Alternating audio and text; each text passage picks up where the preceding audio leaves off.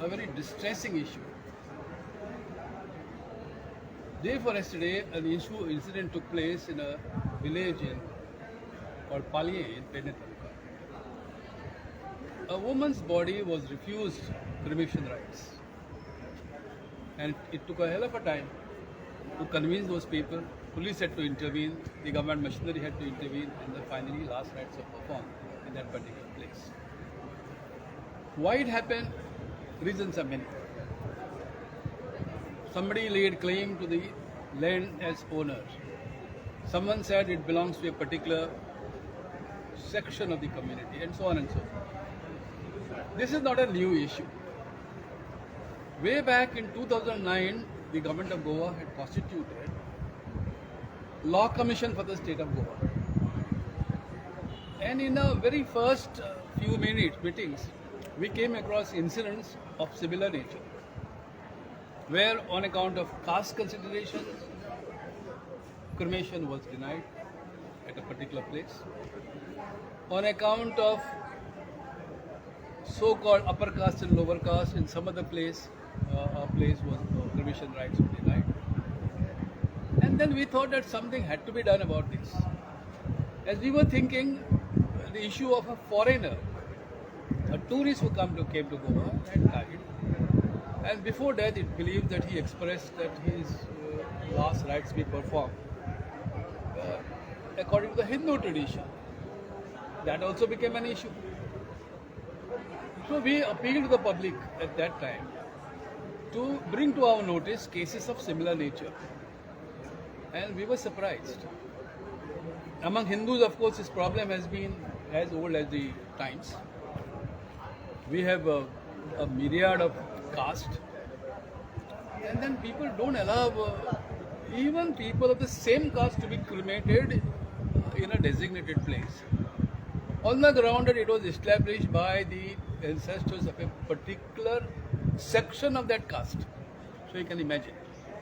There was an incident when a dead body of a person in a village was paraded up to the residence of the chief minister, because that dead body was refused cremation rites.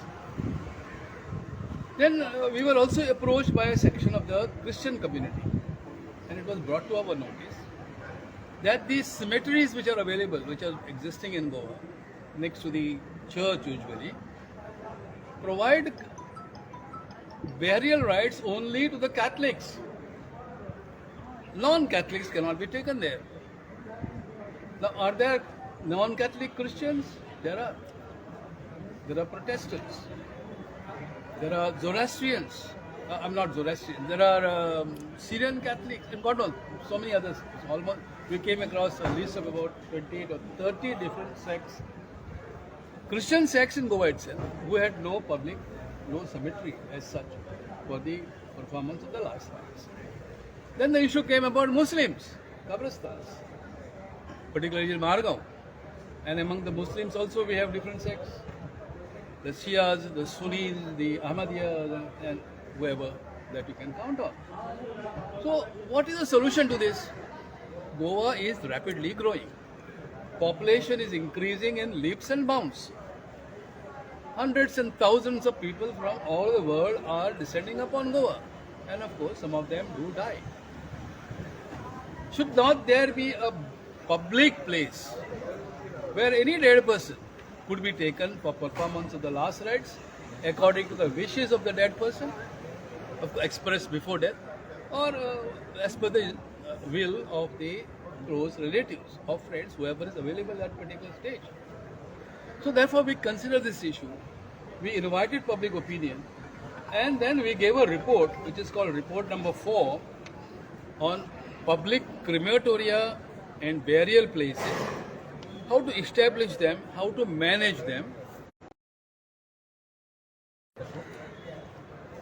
You can see this report. This was given to the government way back in July, to be precise, 16th of July 2019. Now, I do not know where, in which corner of the government this report is gathering dust. Not just this, but there are about 22, more than 2 dozen reports lying with the government. So I met today the Chief Minister. I drew his attention to the incident yesterday that happened there in that village Palye. And I gave him a representation and I requested him that immediately, without any further loss of time, a law be enacted for establishment of public crematoria and burial places, which should provide for local councils, state councils and local councils. The provisions of the Panchayat Act and the provisions of the Municipal Act could be amalgamated into this one law, and a single umbrella provision could be made which should benefit, of course, the dead, which should, they should get the due respect. The dead bodies deserve respect and adoration. And, it's almost we celebrate birth. And if the death is natural, it should also be, people do celebrate even death when they take place, when the person concerned is old, aged, and dies of natural causes. So therefore, this appeal has been made. I also met with the leader of the opposition. I have met certain, whoever I could meet now, the members of the assembly. And I've said, the present request is, if you cannot pass the bill in this session, issue an ordinance. That's what I've told the Chief Minister, and he has promised me to look into it. And I request you to take up this issue in right earnest.